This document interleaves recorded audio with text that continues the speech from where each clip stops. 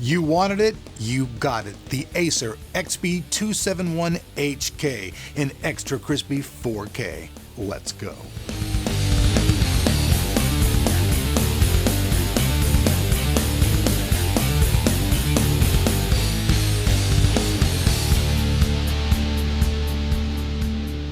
The XB271HK is the little brother to the Z35 and X34.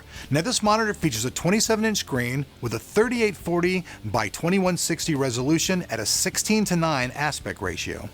The native refresh rate on the HK is 60 Hz, but with GSync enabled, you can get 75 Hz even at 4K. And 4K at 75 Hz looks glorious. Extra crispy. The bevel around the edge of the monitor is also quite small. Some people complained about this and said it was a large bevel, but I feel it's a very small bevel. Let me know what you guys think. Other features of the XB271HK are 178 viewing angle, a brightness of 300 CD, 107 billion colors, a contrast ratio of 1000:1, and a 4 millisecond refresh rate. The HK also features a tilt adjustment from 5 to 35 degrees, a swivel up to 30 degrees, a height adjustment up to 150 millimeters, and it also offers complete pivot mode, which means you can set the monitor any way you like, for standard gaming, for portrait, whatever your desire. This helps out quite a bit when you're doing productivity and using things like Photoshop. The dimensions of this Predator are 1450 by 2420 by 1060 inches. And the weight with the stand is a whopping 16 pounds. Now that's a big baby Predator. And as we spin around the back of the monitor, you guys can't see them, but built inside here are two 2-watt DTS speakers. Now obviously at 2 watts, these things are not going to give the greatest sound in the world, but if you're just looking for simple sound, they'll work. And while we're back here, let's talk about the connectivity. There's a single display port, a single HDMI port, and then a port for your USB that includes 4 USB 3.0 adapters and the plug that also powers the monitor.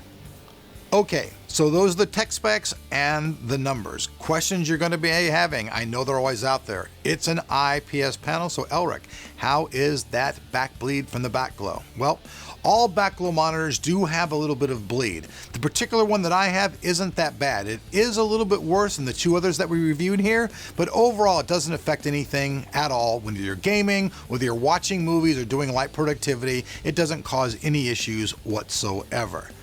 Now, for you folks out there who like gaming, this thing does look absolutely beautiful in 4K. As we go around playing Star Wars and some of these other games, you guys can see this thing just looks great. 27-inch screen, IPS, 16:9 aspect ratio, 3840 by 2160 for the resolution, 60 Hz native, 75 with the G-Sync enabled. Now, that's something I want to talk about. There is a lot of controversy between FreeSync and G-Sync. I don't get into the politics. I just like what works, but there is a caveat to this. You must have an NVIDIA card that supports G-Sync and able to enable it on the monitor. So most cards that they have out now that are being sold support this completely across the board. So if you have a new video card, there's nothing to worry about. If you have an older video card though, you might want to check that out. But I will say this much. If you use an AMD card though and you're using a G-Sync monitor, even though you can't have G-Sync enabled, there's no frame rate loss whatsoever. You're not like losing frame rates just by doing that. So I want to make that clear. Now, 4K is really, really new. It's cool, I'll admit it. Fuck yeah, it's cool. You got bragging rights, big ass fucking swanking 4K monitor. But the whole thing is, there's very few things out there that are actually 4K. Very few movies. You can actually subscribe to Netflix. I'm probably sure there's probably some others out there by now, that have 4K support, but there's limited content. So if you're thinking you're gonna get 4K and there's just gonna be all this stuff that's 4K out there, I wanna be honest with you, there's not a lot of content, but it is cool. Games look brilliant when they support 4K, and the movies that are in 4K and TV programs, when they are fully 4K, that is awesome. It is beautiful. Now, this thing is a little bit costly though. This monitor I think is coming in around like $800, so it's a bit pricey. 4K, is pricey. Plus it's a Predator series monitor.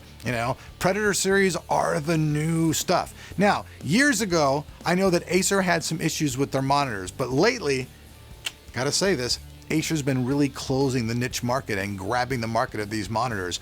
Really only LG is competing with them at all. Right now these guys are really kicking butt. I know Asus is coming out with some monitors. You guys have said those are cool as well. So there are some really cool ones, but the thing is most of these ones are using the same panel, you know, IPS panels in them all. Woo! Ah!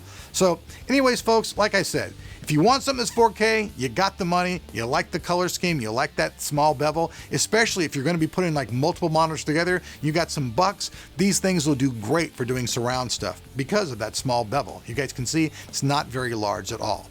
So thanks for watching. Let me know what you guys think down below. Hey, I always want to see your opinion. I'm Elric. You've been watching Tech Tomorrow. Down below that like button, we'll have a link to where you guys can purchase one of these or just get more information from their website. Peace out, my brothers.